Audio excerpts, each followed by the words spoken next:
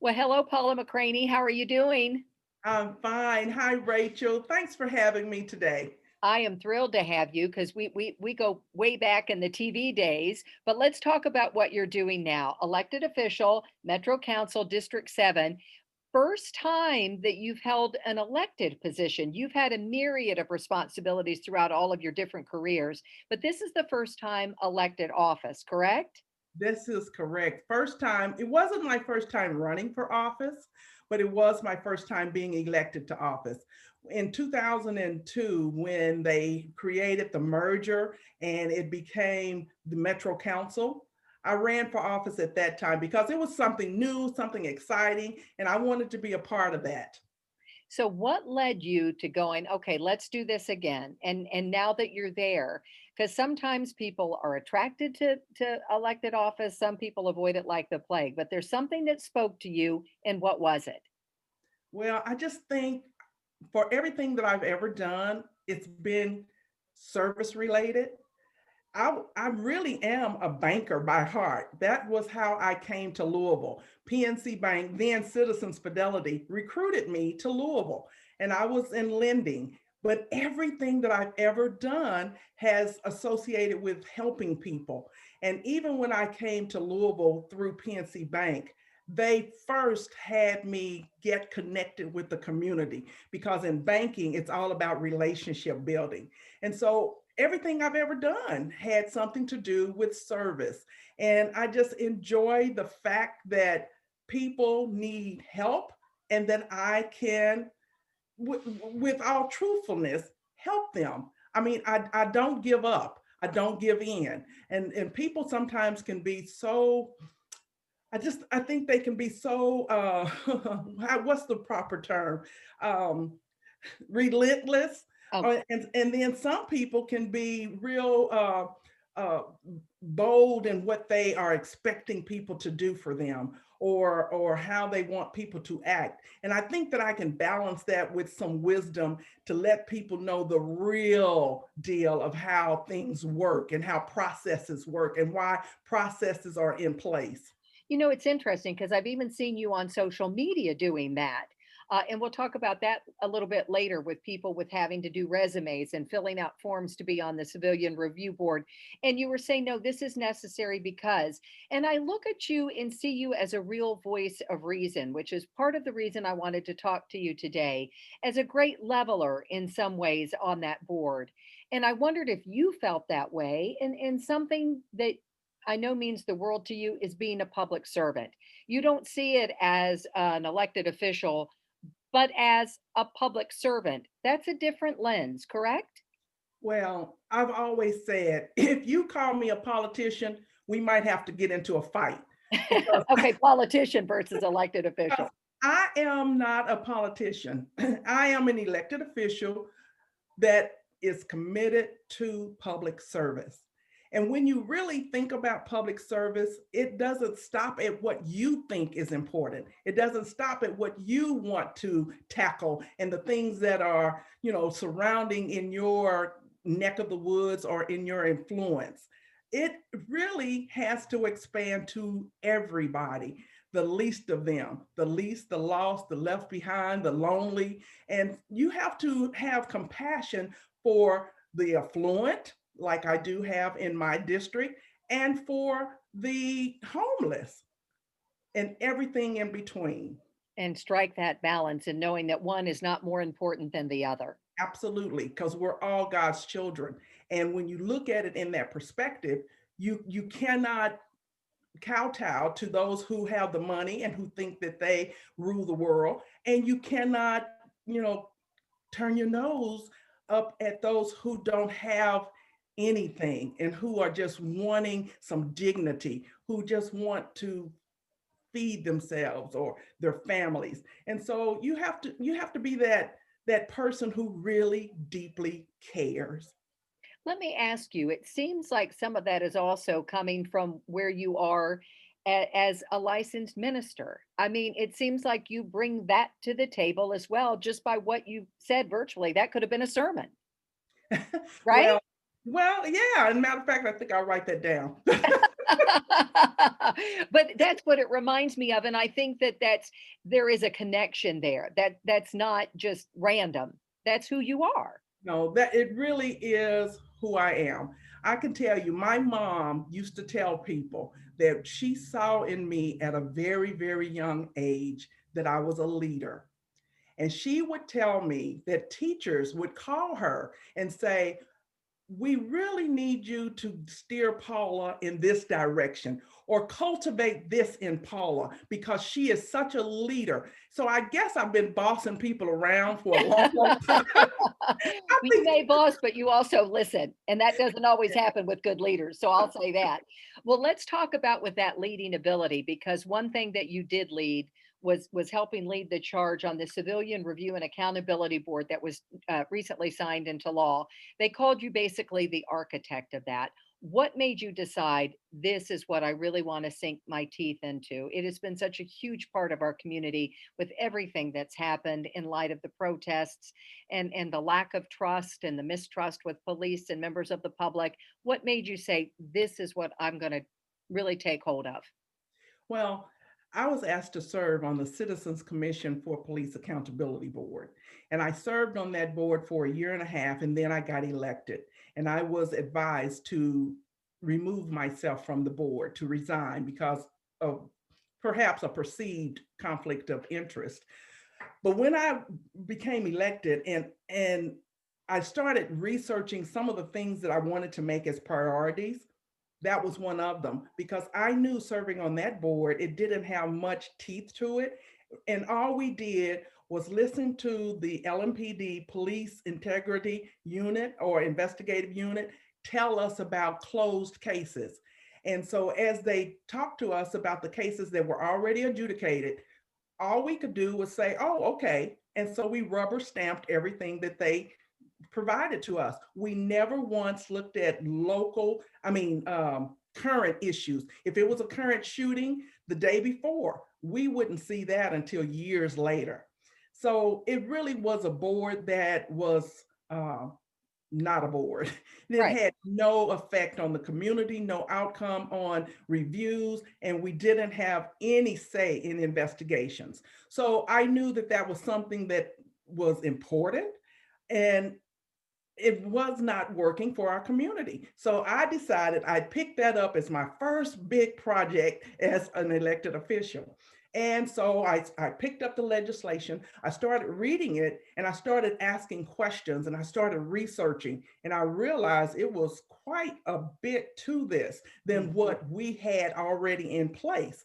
And as I started writing it and understanding that the board members need training so that they can have more of an insight as to what LMPD does, it became a burden. And I felt real, it just did not work for me.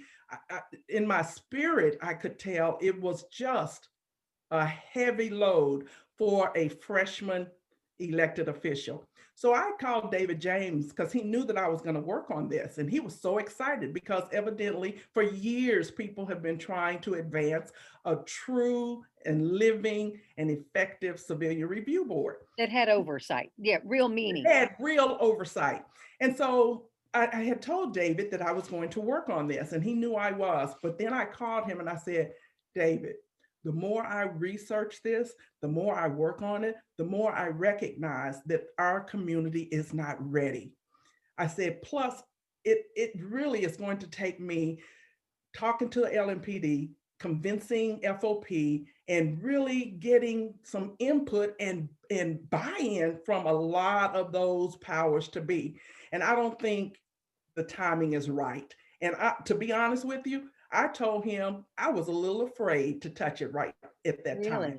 Yes, and I put it to the side and I promised him that I would look at it again. So he knew not to assign it to anyone or to ask someone else to look at it because it was something that I had passion about, but I just didn't think the timing was right. And this is how I live my life. I believe God orders my steps. I believe that where he leads me, he guides me. And I do believe that timing is everything. And so let's fast forward. That was 2019. Let's fast forward to 2020. Wow. civil unrest. And no sooner than it was acknowledged that Breonna Taylor had been killed and it was becoming a big thing, and then we're in the middle of a pandemic, I thought, now's the time. And Now's I the time. felt much better about it. I mean, I was not afraid of this legislation. I started doing more research. I called around to different civilian review boards in Atlanta and Charlotte and New York, and I started understanding the gravity of it and how important it would be for Louisville.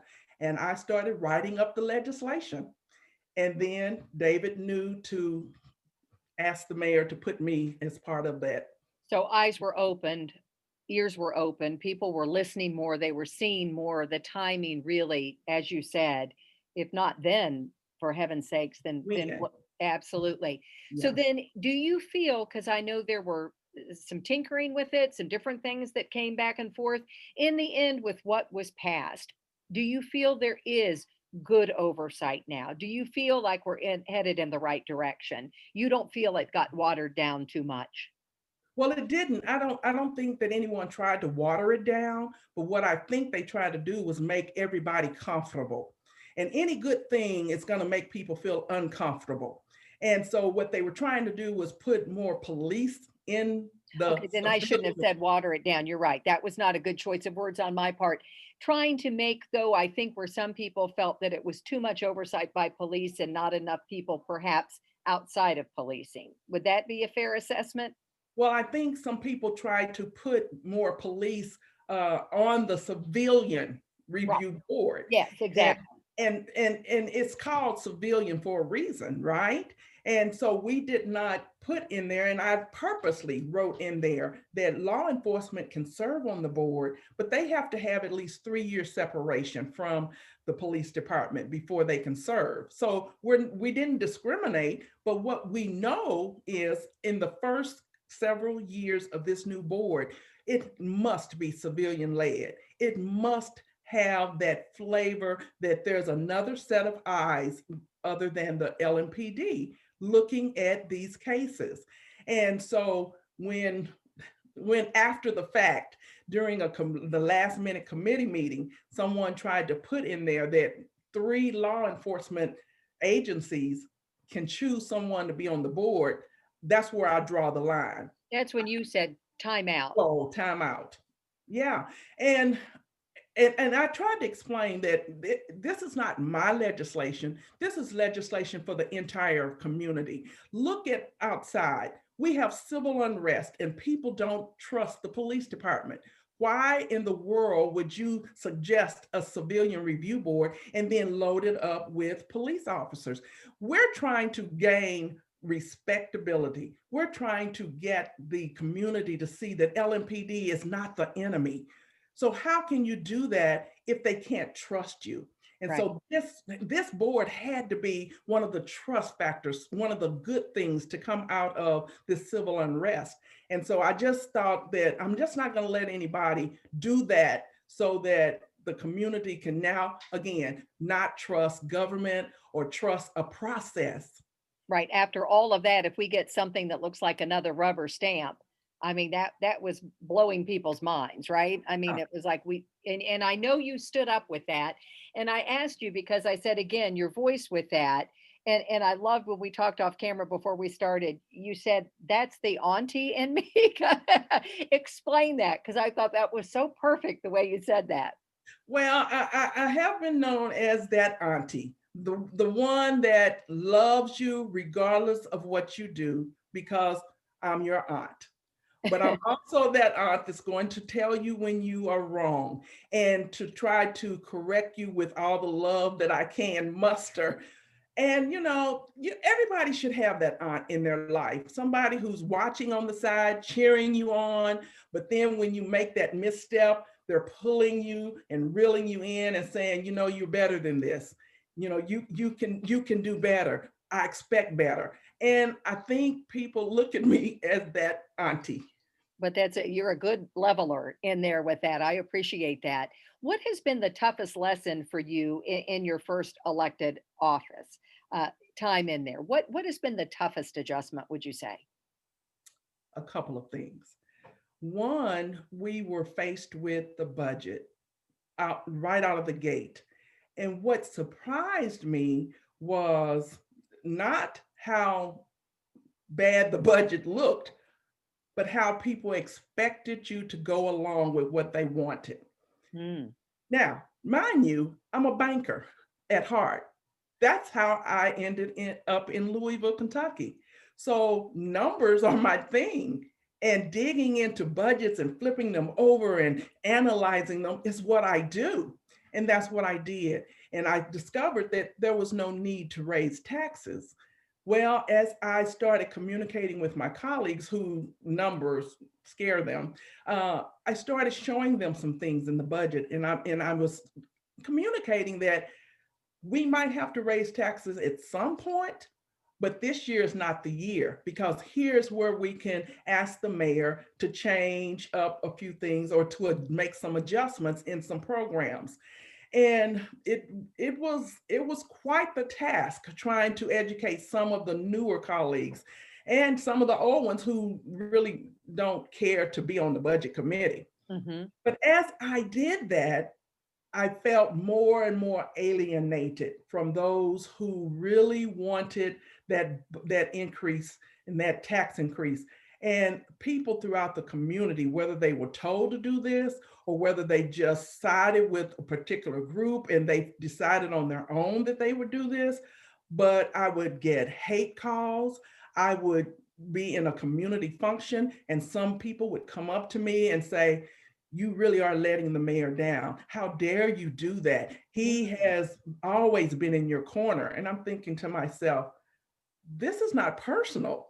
right. I was elected to look out for my district and beyond my district, the things that are best for this community. And I can tell you with uncertainty, we do not need to raise taxes. Nobody believed it because it was such a crusade toward why we needed to raise taxes. Now, let's fast forward to the end of that year. We had a $17 million surplus. Wow. So that's why you cannot go into politics thinking that you you owe anybody something or that you're just going to pay attention to those who have the more political will. You can't do that. You have to think for yourself. You have to listen to your constituents, and you have to have knowledge of something that if you're passionate about it, you can fight to the very end and then withstand it. Let me ask you a question on that because it raises the point to me. I think you almost have to be afraid not to lose again, right? Because you have. Absolutely. I think that it becomes about compromises made to stay in office instead of doing what's right, and you have to be okay that you're going to do the right thing even if it costs you. Correct? Yeah, well, that's the bottom line to it. I think I'm finding out that most politicians, again, remember I said That that word, word. that's You're the going to crucial fight me on word. it. That's the bad word. But when people become politicians, they're thinking about their next election. And that's not good for the community because you're going to be very careful in how you fight for the community. And if I were concerned with my next election, and if I thought that the powers to be would trample on me like they did, I would have voted for the tax increase. I would not have wasted my time trying to tell others that we didn't have to raise taxes. So the bottom line for me is you cannot think about your next election. You got to think about the here and the now, because the here and the now is where all the action is. You have to make decisions for today that's going to affect the future for far greater than what you will ever be around to deal with. So I have to know that I'm doing what's right for the community. The community elected me, and I have to represent the community. 4 years from now will take care of itself. Yeah, And that if I takes do what's right, I will get reelected if that's what I choose to do, right. right? But it takes fortitude not to go along with, to stand up and say, I'm not, this doesn't mean I'm against anybody. It means I'm the numbers are talking to me here. Let Right. me ask you um, about the priorities that you see. We're in a tough position, as many cities are after a pandemic, racial unrest, economic hardship, all of those three things. I mean, it is a vortex of a lot of things going on. What are the priorities as we head into 2021, do you think, for this city to get us out of this? Well, the budgeting issue is top top number one. I mean, priority number one, because you have to look at the budget as the safety net for our community. And safety is number one. And it all relates back to why we have civil unrest and why the economic conditions are so poor. All of it works together. If you get that budget right, a lot of things will fall in place. So we have to determine as a community what's important to us. Is it taking care of people? Is it making sure that people have housing and food on the table?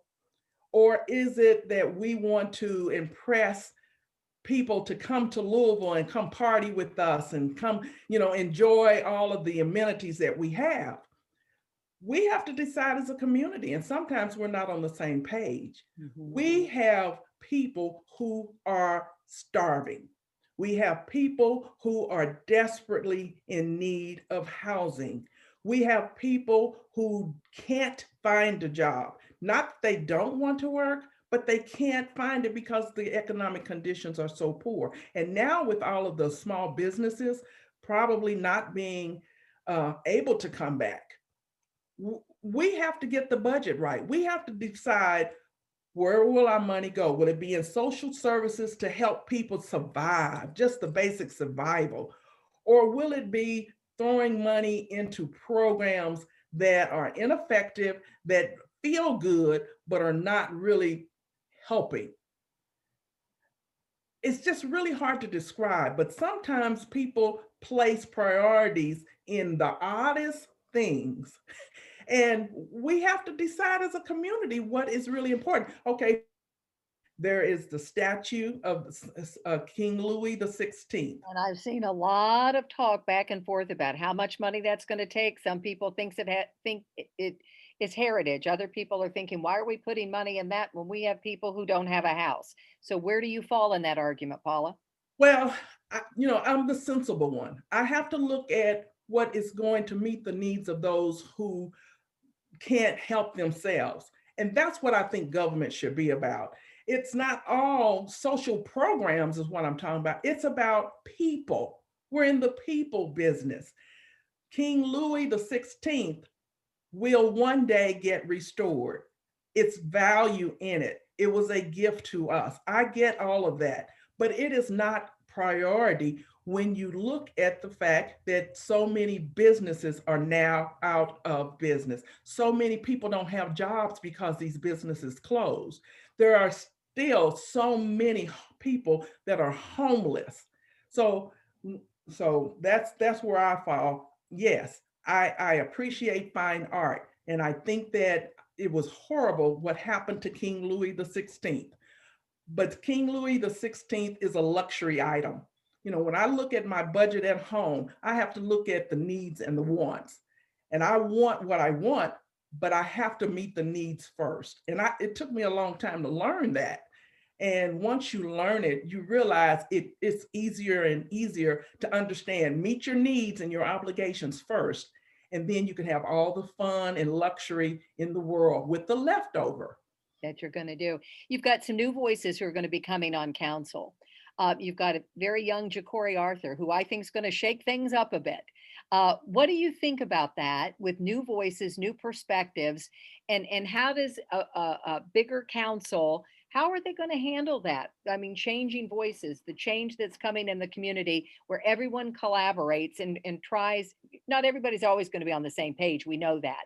How do you see things going forward with new voices, and how do we welcome those new voices and move ahead and expand as a city? Yeah, well, this happens every 2 years. There's possibly new voices that come on the Metro Council, and we embrace them and we instantly show them how it's done, because as a young person and a new person on any board or any elected office, you come in with all this excitement and you want to accomplish so many things, and then you learn that you have to collaborate with others, you have to prioritize, you have to really see what's important for the community. It's not, again, what you feel is important. It's what's important for your constituents. And that might be different than what you think your priority should be. So, new voices are always great. It's fresh, it's exciting to have these new two come on, and we'll have three because January. In January, we'll be choosing for District 25 because we have someone moving up to the state Senate seat. So we'll have three new people in the year 2021. And all I can say is, I hope that they are more listeners than talkers, because talk really is cheap. It's the work that you put in to help those who need the help the most is what's impressive. I'm not impressed with shaking things up for the sake of shaking them up. When you shake, you better make sure other people are shaken. You shake people and then they're just still, you get nothing done. So I'm excited. I can't wait to see what they bring to the table. But I can tell you, there's more to it than meets the eye. You have to get in the seat to really understand it ain't about you. It's all things. Final question, where you see hope for Louisville moving forward in 2021. Well, I'm kind of looking beyond 2021. 2021 is going to not even be a building year, I don't think. It's just going to still be some of the same, because our focus has to turn to vaccination so that we can get towards some semblance of normalcy. So we're going to have to try to walk and talk and chew gum at the same time. And while we're doing that, make health care and make the public safety the two top things. So that's going to be a rough year. I'm thinking beyond 2021, we will find civil rest. We will finally see some of the programs that maybe 2021 has to offer that will actually come to fruition. People will see that it's not just all talk, but there will be some things in place where people can see, okay, so maybe Louisville is not as racist as we think it is.